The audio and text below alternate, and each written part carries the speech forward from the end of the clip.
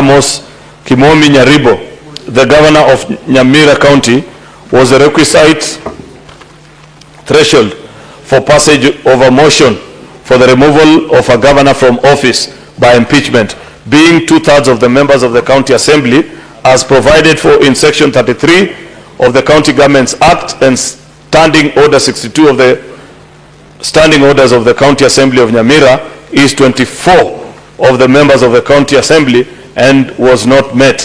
Now, therefore, the Senate resolves to uphold the preliminary objection that the threshold required for removal of a governor from office by impeachment contemplated in section 33 of the County Governments Act and Standing Order number 62 of the County Assembly of Nyamira was not met, and forthwith terminates the hearing on the proceedings on the proposed removal from office by impeachment of Honorable Amos Kimomi Nyaribo, the governor of Nyamira County.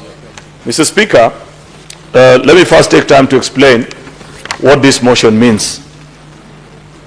We must celebrate the Senate for how refined our process have become over time. Previously, Mr. Speaker, when we have been faced before this session, by previously I mean before this current Senate, the 13th Parliament, we previously had similar situations where a county assembly will come before the Senate and they'd argue that we have impeached our governor and therefore proceed and listen to this case. And the previous ruling that had been given by the office of the Speaker, which many of us disagreed with and felt was a great travesty of justice, the greatest that has ever happened on the floor of this House, was a ruling that was made back then that an impeachment process ends at the Assembly, and what the Senate needs to look at is a case and the material of it, then make a determination whether that case, whether a case has been made for the impeachment of that governor or not. However, in this present session of the Senate, we have since evolved and refined our processes better to a point where when there is a preliminary objection, the House makes a decision first, which is a good thing, Mr. Speaker, because I believe that with the coming of age of our county assemblies, together with us here in the Senate, we must continue to make the case that there is no alternative to the law. The law is the law, Mr. Speaker. We may not agree with it, it may not be in our favor today, but it is that which binds us and keeps us as a civil society.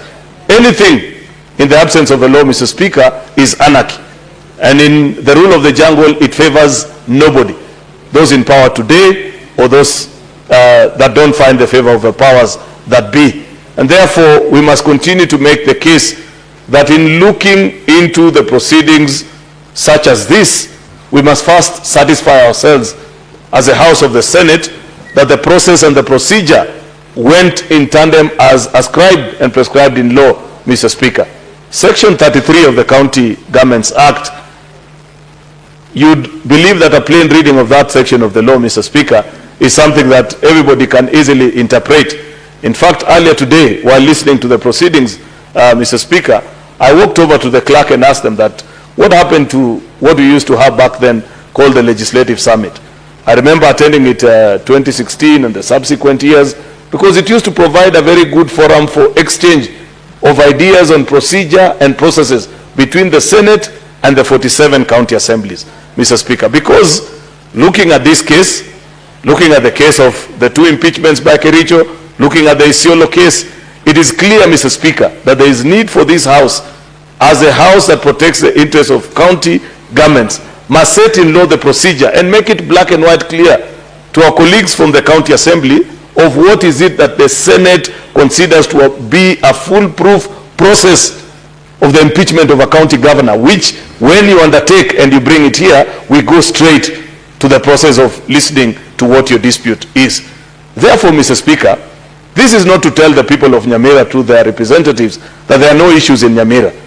There might be issues, and indeed listening, because I happen to come from the region, and I know that there are many things.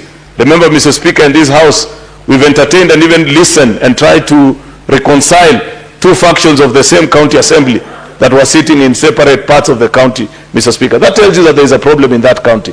But before we get there, Mr. Speaker, we unfortunately must ask ourselves whether this matter is properly before us as a house.